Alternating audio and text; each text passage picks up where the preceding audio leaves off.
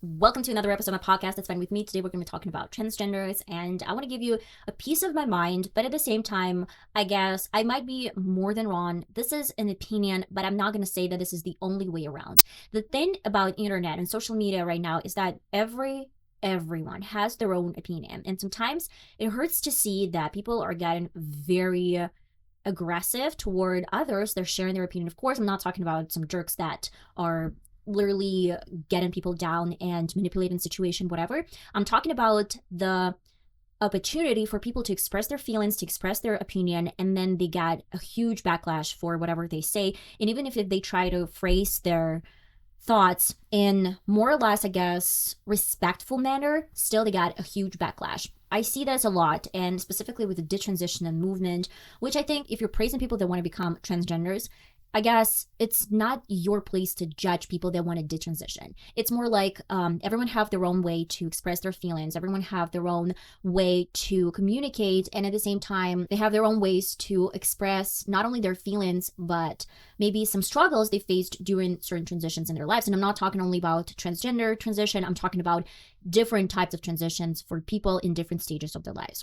I'm going to get started with Dora Rither. I think her name is Rither. She was from Germany and she was born in 1891, and this was the first ever female that went through transition. When she was born, she was a male, and she always hated the way she felt, and she always hated to be a male. And her parents, I don't really think her parents were very supportive, but in a way, in 1891, they allowed her to wear like the outfits, like female outfits, and I guess this was the hugest support that you could get back in the day. When Dora was 6-year-old, she tried to go through surgery herself, in a way like DIY surgery, because she wanted to get rid of her penis. But of course, it wasn't successful, and no one ever went through a surgery to change their sex. And when she moved to Berlin, and this was probably her age when she was not only a teenager, she was like an adult, she was forced to go under her Rudolph name, and she was performing as a waiter and as a cook in some hotels during summer season. But when she had enough money to spend around the year, she was freeing herself and wearing female clothes. But of course, back in the day, it wasn't that easy to wear female clothes and express your sexuality. That was the main reason why a lot of the times people, they got caught, and people that want to get through transition, they were caught and even sometimes had to serve in prison, in male prison or female prison, depending on who is going through those changes. And Dora, she was, in a sense, lucky to get in the Institute of Sexual Research, where she lived for 10 years, and everything was normal. She could express herself the way she wanted. She could wear female clothes as much as she wanted. No one criticized her in this institution. But I would say that only in 1922, she had opportunity to go through surgery, and the first ever surgery was on her testicles. In the way it was a castration, and surgeons, they wanted to see if removing testicles will affect her body in the positive way, and she will develop certain, I guess, signs of a female body. And it did help, but not so much. That was the main reason why in 9 years she went through a different surgery. That was the second one, when they took care of penis and removed penis, and they created a vagina. 2 surgeons were working on Dora, and the surgery was more or less successful. Unfortunately, in 1933, Hitler, he came to power, and, a lot of people, they were dead and they were killed, especially from the Institute, because the right wing, I guess, of Hitler party, they got some documents that showed who was transitioning, and that was the main reason why, I guess, a lot of these people, they were killed, unfortunately, in 1933. So I want to talk, I just wanted to bring this example of the first surgery, how this happened, that you can tell that Dora, she was always a person that needed a transition, because from the early age, she could even try to remove her penis herself when she was 6 years old. And in this way, I would say when I was, I guess in 2020, or it was 2021, I don't remember, but when Nikki Tutorial, she came out as a transgender and she shared this with the world because she was blackmailed specifically. I was shocked, but not in the way that she was a transgender, but I was shocked because I could never say that she possessed any qualities of a male, and I always thought she was a female, and she is a female right now. what I really love about Nikki in particular and about the situation, and it's going to be very important later why I talk about Nikki, why I talk about Dora, that Nikki Tutorials, she was always a makeup artist. She established herself in the platform not only as a makeup artist, but as a YouTuber and as a performer. In a sense, you just fell in love with Nikki because of her personality, and you fell in love with Nikki because of her talent. So when she came out, that was the main reason why I didn't really care, because I still am subscribed. I'm still watching a lot of her videos, I guess all of her videos, all of her content, because it doesn't really matter. It's not, her sex is not identifying her as a person. I think there's so many more qualities there out there for Nikki, and she's sharing these qualities that I don't really care what is her sex. Unfortunately, in this way, I would say the wave of in a way, like, let's call it hype, spread it through masses, because the video has become viral, and it is, I guess, one of those videos that is still hyping and it's still viral to the date. And I don't remember anyone talking that, I guess, open about transgenders, or at least that to be so well spreaded among people before Nikki. And I think that, in a sense, in a really bad and twisted way, I guess she was patient zero. And not like patient, but she was the person that was invited into different talk shows. She was invited and talked about this whole experience, and it turned out really well for Nikki, which I'm super happy for. But in another weird way, it stirred the kind of like wave of people that didn't really want to do anything specific with their life. They just wanted to be popular. They just wanted to become famous.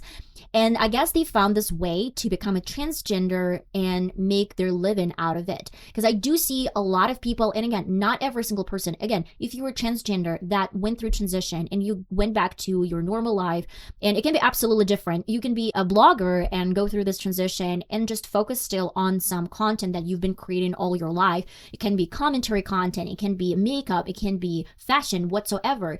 And you just go back to your routine, and you know that you're transgender and you're like feeling okay about that. It's one thing. But I see that people are building the entire persona based on their sex change, and that's what really disturbing the fact that they don't possess any qualities of a real talented person in their area of life, and they try to make you believe that you are to blame, that you don't accept them, that they were mistreated all this time.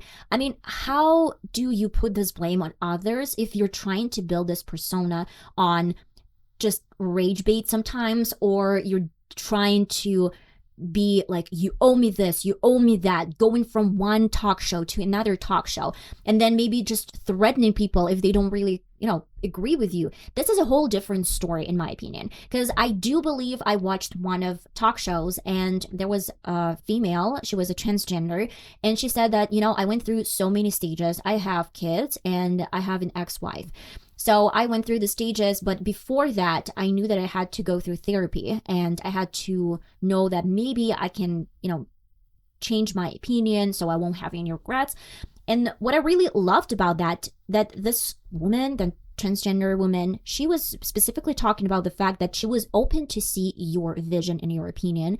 And I really love the fact that she was talking about kids in particular. She says that for kids to go through transition, it's very scary and it's very dangerous.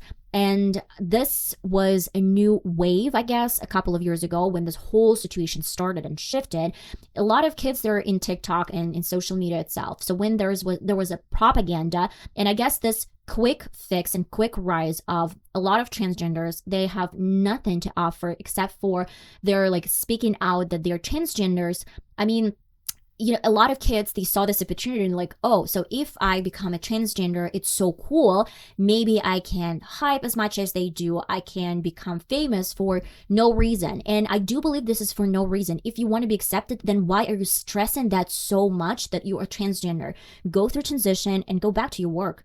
Go back to your normal life. Go back to your normal business. Who cares? If you don't want to stress about that, if you want people to accept you as a normal, in quotes, normal person, though you are normal, then why are you, stressing that much about your transition? It's a little bit kind of a different story. I mean, if in case of Nikki Tutorials, and I'm going back to this story of Nikki, not because I want to point out something bad or something. It's just a great example that I really love, and that's why people don't really care about Nikki being a transgender, because she's still focusing on her career and her talent in her artistry. And I would say when I'm talking about Nika tutorials, she does mention sometimes, viral moments and some interesting videos about her going through this transition, but still this is not the entire persona. This is not the entire brand of Nikki. And I see some men that are not even going through transition, or at least it's not that obvious and it's not so visible. They are saying they are identifying themselves with females.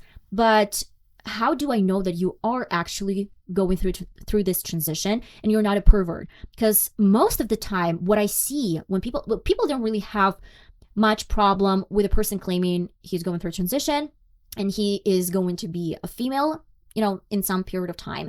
People have problem when these people, and specifically most of the time males, this is the scariest part, not females, they're going through a transition to become males, but males going through a transition to become females. They want to get in a restroom, like in women's restrooms, where there's some of the time kids, there's some of the time women that are not feeling comfortable, for example, changing in front of a person who's claiming to be a transgender, or at least someone who is actually going through transitions, because you can tell that this person has beard, this person has all the, not even qualities, but looking like a male, and it's really hard to believe that this is a female. And of course, there is a rise of people that are not happy about that. They're afraid that this is a pervert. How can I see this as safe space for me with my kid and, going, changing my clothes and seeing a man who is in the room claiming to be going through transition, but most of the time is probably not. That concerns me. But okay, so let's talk about kids. I started talking about kids and detransition right now.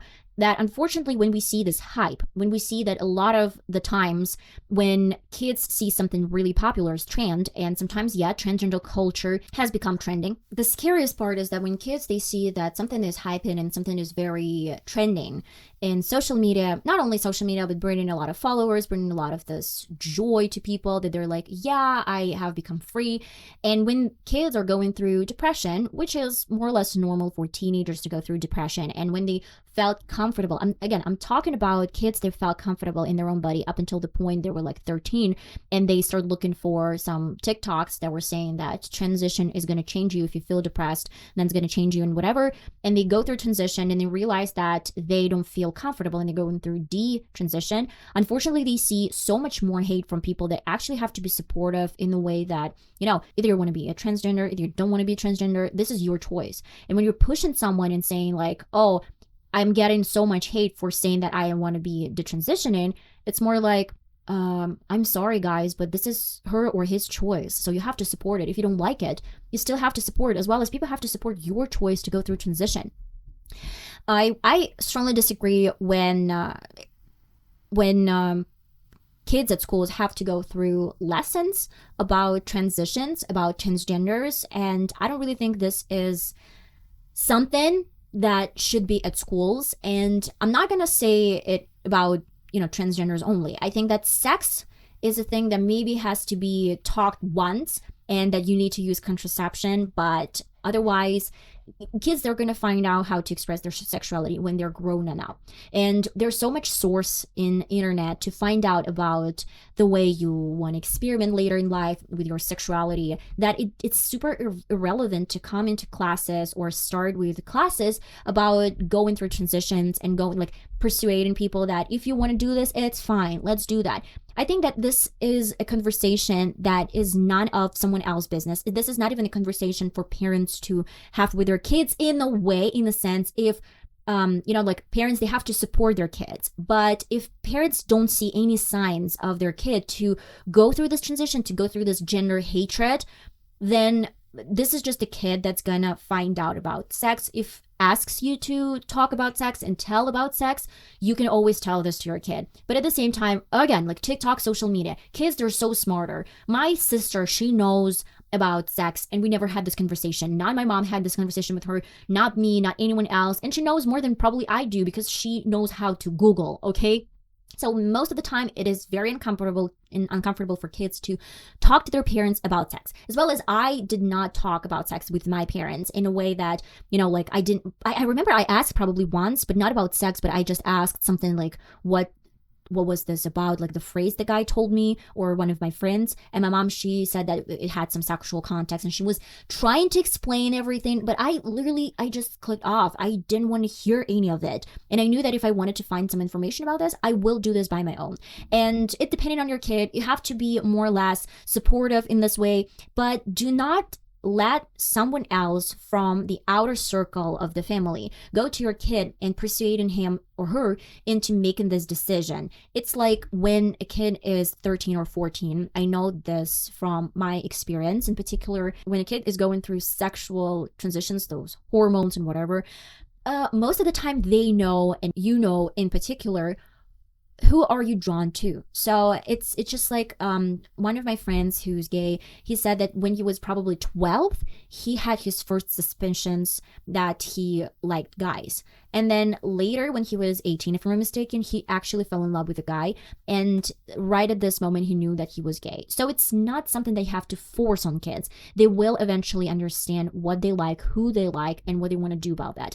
But this is going to be their conscious decision, what they want to do about their life, what they want to do with their body. That is the main reason why I think most of the time kids, they just do have to go through therapy. And a lot of these kids that went through detransition, they said when they went to a doctor's appointment talking about transition, they said that they didn't actually had a lot of talk with this doctor, and they got their prescriptions, hormonal prescriptions, during the second visit, if I'm not mistaken. And I forgot to address very important issue when kid is going to school and trying to identify himself with different gender, because it has a huge influence among a group of people, not only social media, but in a lot of schools, there are a certain group of kids that are pushing this narrative. So when they go to a counselor or any other group, sometimes counselors, they're not even informing parents in their decision, in kids' decision to do something about the gender transition. And if they ask a kid to sign a paper, they're not even inviting parents to this meeting, which is disturbing because your parent is the one who is responsible for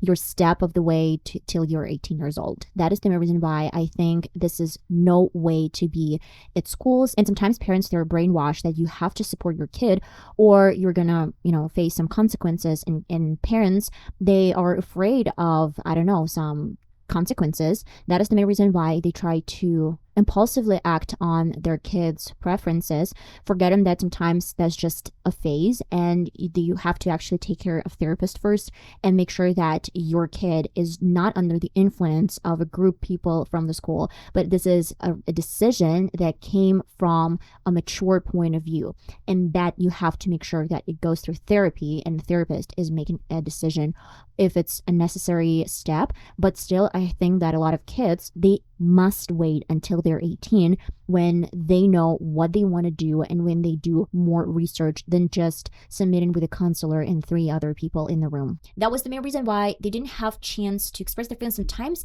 teenagers, even adults, they can face some certain issues and mental problems, and they can face depression. Depression is the way to do. And of course, teenagers, they don't understand, where is this depression coming from? Is it coming from me not being satisfied with my gender, with my sex, or is it coming from different source of problems? This is something that a lot of therapists, they should help kids to find out first before they go through transition. Because when I was watching the video about this talk show, and it talked about this guy who had family and ex-wife, and then he went through transition, and he was very outspoken saying that I agree that kids shouldn't go through transition, or at least there's not going to be any class in school that's going to talk about this type of transition, because he said, I went this by my own, and I went through therapy, and only then my therapist said, yeah, you actually have to go through transition because this is the way you need to feel yourself better. And he's been doing this, or yes, he had been doing this therapy for maybe 2 or 3 years before he actually realized that that's something that he wanted. And when a kid doesn't know what really wants, and it's just the best example that I can give you, a lot of kids, when they finish their school or they graduate, like basically finish school, and they are choosing the career path for themselves, it's so early for a 17 or like 18-year-old to find their career path. And most of the time, a lot of these kids, when they choose this career, they actually switch majors in the process because they do understand later what they actually like. So this is the same thing. When you feel like that you need this, it doesn't really mean that you actually need this. Probably just give yourself a little bit more time. And if you still want to do and go through a transition, you're mostly welcome. That's great. I mean, no one is judging. The problem here that I see, it's the same thing as like bi-curious. When James Charles was talking about guys that were bi-curious and they wanted to have some, I don't know, sexual communication with James Charles, some of them were down to that, and some of them were like, you know what, no, I kind of figured this out, this is not my cup of tea. But they were curious and they were willing to get into a relationship with a guy, and then they realized that it wasn't for them, that wasn't their cup of tea. So there's no shame in this. I understand that it's okay to just try something and then you understand that you don't really like it. With a transition, it's so much harder because you can't just try to be a transgender and then go back to this easily without any consequences. This is a very, very important decision in your life that you have to make, and you shouldn't base it on the culture that we see right now, transgender culture through social media. You have to be very conscious about your decision, have support of your parents, have the support of your therapist, talk to a therapist, figure out, is that something that you really want? Because again, in Dora's case, in Nikki Tutorial's case, they knew they wanted to get through transition through a very, very young age, even when they weren't, I guess, having any cohesive thoughts. And at the age of 6, when Dora tried to take off her penis because she wasn't okay with that and she wanted to be a female, it's saying a lot about this desire to go through transitions. But when we're talking about kids that out of nowhere, out of a sudden, they just like want to get through transition, like yesterday she was fine being a girl and today she's like, I want to be a guy. It's something that is just coming out of nowhere. And that is the main reason, like, that had no signs.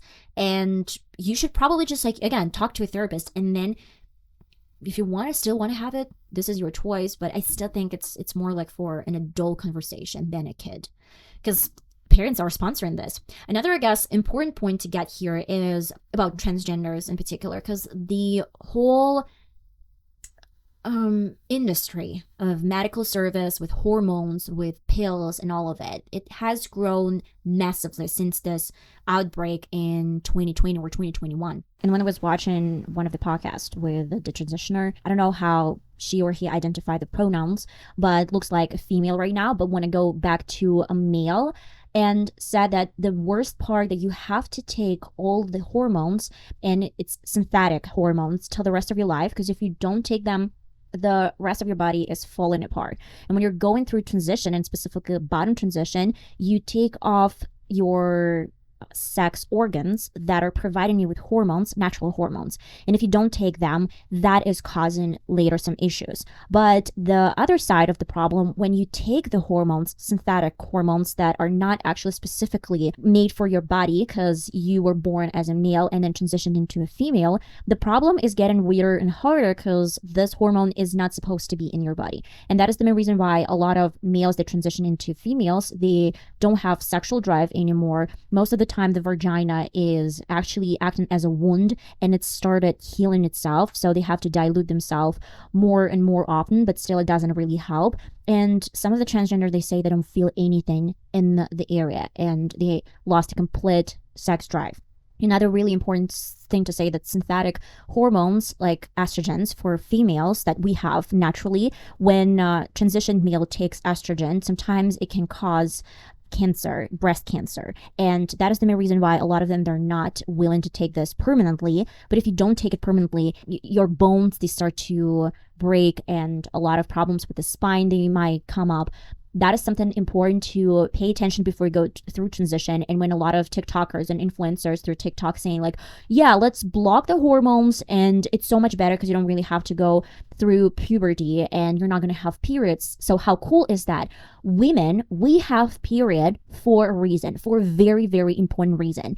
And this is a way for the body to renew ourselves. It's a way to show us if the hormone level is in balance. Because when I'm going to be gross a little bit for a moment, but when I have my period and I have really good like red blood, I know that my hormone level is great. And when I know that I have 2 slow and like very, very brown type of period and my menstruals, I know that something is off with hormones and I have to pay attention. Is it a problem with the estrogen, or is it a problem with another type of hormone? Is it caused by stress? So it's actually identifying the issue that we have in the body. That is the main reason why it's so important to have period. And when this stupid influencers are saying it's so cool, you don't have to have any period in your life, it's dumb, it's stupid, because it's just not the way it's supposed to be. It's supposed to give you to identify some issues in your body. One of the male transgender that is going through detransition right now is mentioning the problem with a lump that he's having in his chest because he has to take estrogen,